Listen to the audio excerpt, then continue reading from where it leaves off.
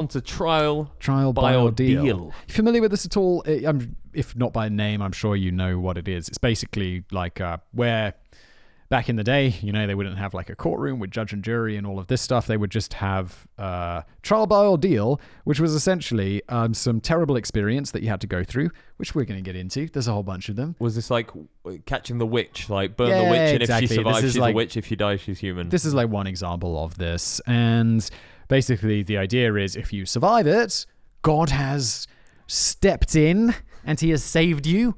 So obviously you're innocent. Whereas if you die, it's like, well, God didn't step in and save you, did he? So he knows you're guilty. So you're guilty. So it's, yeah. I mean, at least... What sort of trials by ordeal were done? Oh, dude, are there any still done? Or I don't know. There's pretty screwed up places in the world where I'm sure all sorts of crazy stuff does happen. But let's just do the historical ones because that's the ones I've researched. Nice. If we want to look into does trial by ordeal happen in like... I don't know, Saudi Arabia or something. Have any of our listeners suffered by trial by ordeal? No. We want to hear from you. I imagine the same countries that have trial by ordeal don't really have free internet. Let's just say, first of all, trial by combat. I actually did a video on this on the Today I Found Out channel a little while ago. Like gladiators.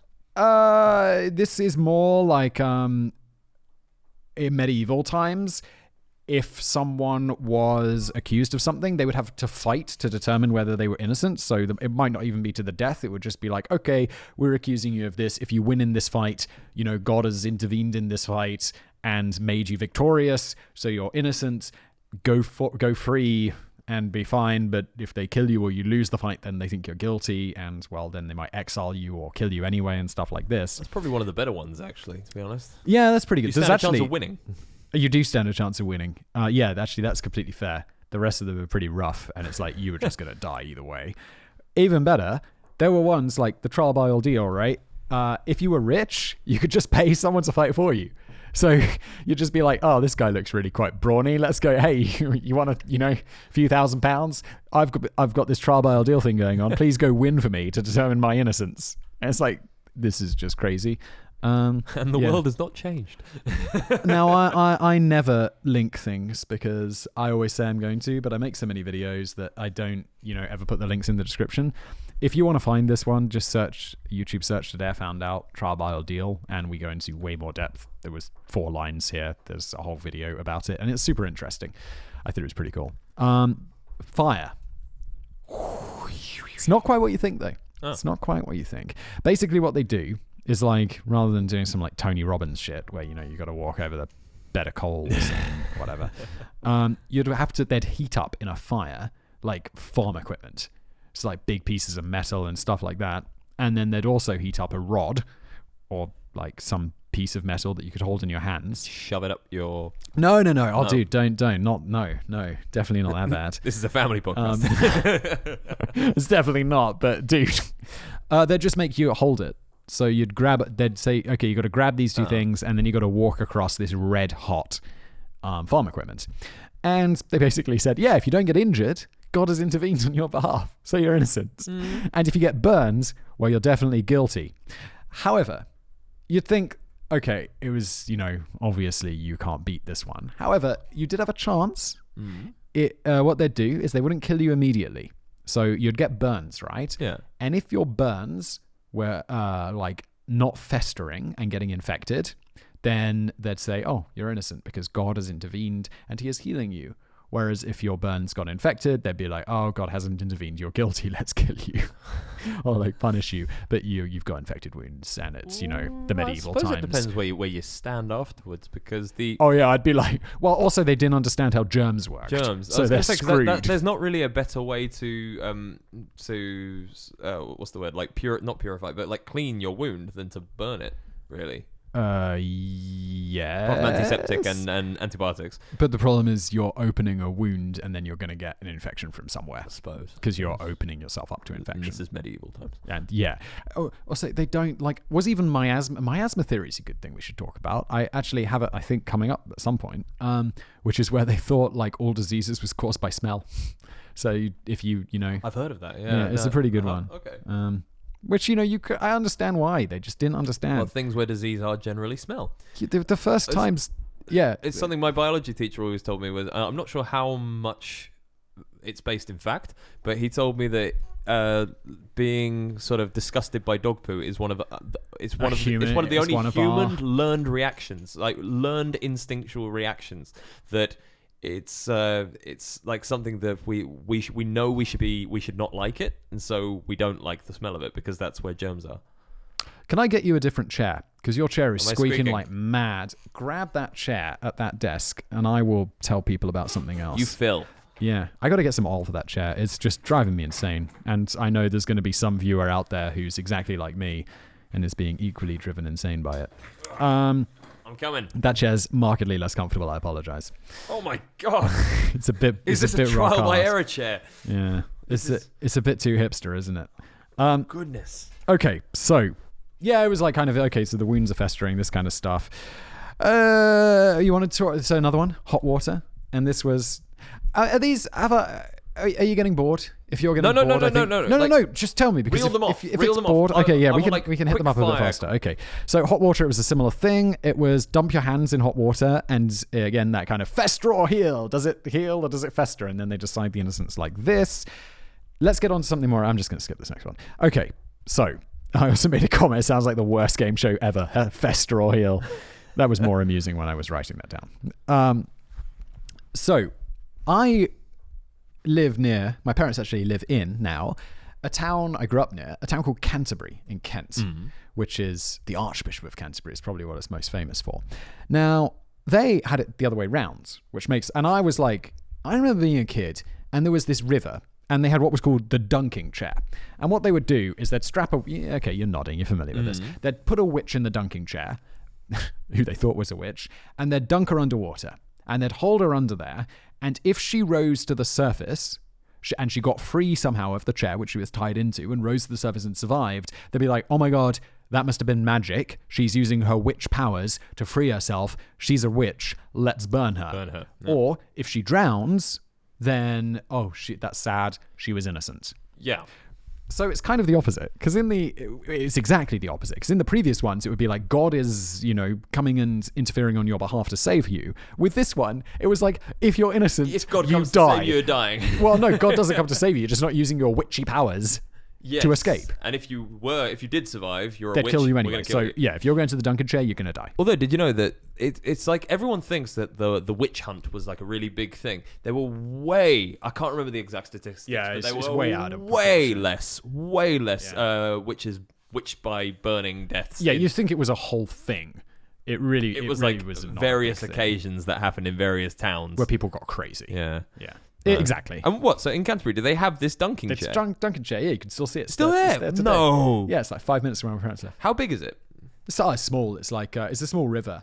It's not really a river. It's like a tributary or whatever, like a canal. And it's just there's a wall, and then there's like this piece of white wood that comes out, and there's a chair on it, and then just lever it up and dunk the person down. That's interesting because I always pictured it as like a big arm, like an apparatus, like a big sort of It's not small. trebuchet thing, like maybe 10 meters It's like long a or small something. trebuchet. Small trebuchet. Yeah, mini. Have you mini been to trebuchet. Warwick Castle? No. All right, there they've got. I don't think I've ever been to Warwick. Oh, Warwick's fantastic. They've got. Oh no, I went to look at university. I went to look at Warwick University. It was on my list. All right. That's very posh. No. I don't think they let you in based on how posh you are. But maybe they've got a big working trebuchet there that they have like men running hamster wheels, and then they launch it, and it launches over a kilometer, massive like 1 ton rock basically. Wow, it's incredible. They set fire to the rock and they launch it. Don't get in the way. That's pretty cool. Yeah. Anyone going to the UK or in the UK, I highly recommend. Go on, bring Warwick that up. I bet there's a Castle. video of that. Yeah, all right. In the meantime, I'll tell people about ingestion, which you'd think would be a poison thing, right? Like, a trial by, ordeal, ingesting a poison, then see if you survive. This is actually the one. You were saying how you'd like to choose the fight one. This is the one I'd choose. Because basically you'd have to eat some cheese and dry bread, and if you choked, you were guilty. And I'm like, I'll take that. Yeah, pretty sure I can handle that one. Load up that trebuchet video. Trebuchet. Now that sounds like not a particularly Warwick. Sorry, hang on. I can't multitask. I'm obviously Warwick Castle. Here we go. All right, trebuchet. Warwick Castle. Here we go. Oh, awesome. All right, so it's massive, and if you get a good day's weather, good God, So you can. Hang on, Gotta have some. I'll Gotta have forward. some volume. So you can see. Yeah. Hang on. Sorry. Let's put a tiny bit of volume on. So they've got people. Will start running in 1 second. Or maybe they've already run in the wheels. Oh, what, to wind it up? Is that actually how a trebuchet works? Yep. That's so cool. So I'm just skipping forward. Hopefully I haven't missed it. There it is. It's coming in the next 2 seconds. Okay. So you can see they've set the trebuchet on fire, and then whoa! Boom, and they launch it, and hopefully they're going to catch it. There it is. Flaming ball of fire. It is really going far. A great ball of fire. There you go. That was extremely cool. I said a kilometer. I'm not sure if it is a kilometer. No, it might be a bit. No chance. It's but pretty far. Pretty far. Enough to get over a castle wall. Yeah. That's pretty excellent. Yeah, I think it's really good. You know, are you done with your ingestion and trial by? No, you're not. No. I can be. There's and then there's actual poison and boiling oil and. That is horrible. That's horrific. Boiling oil. Yeah, but it's all the same thing. It's like, hey, do you heal or fester? Woo! And I just wanted to end this section. Just always remember that when it's not perfect. The world is not perfect. There's plenty of messed up stuff going on around the world. But always remember, it's almost certain that being alive today is better than being alive at pretty much any other point in history. Oh yeah, that agreed. However.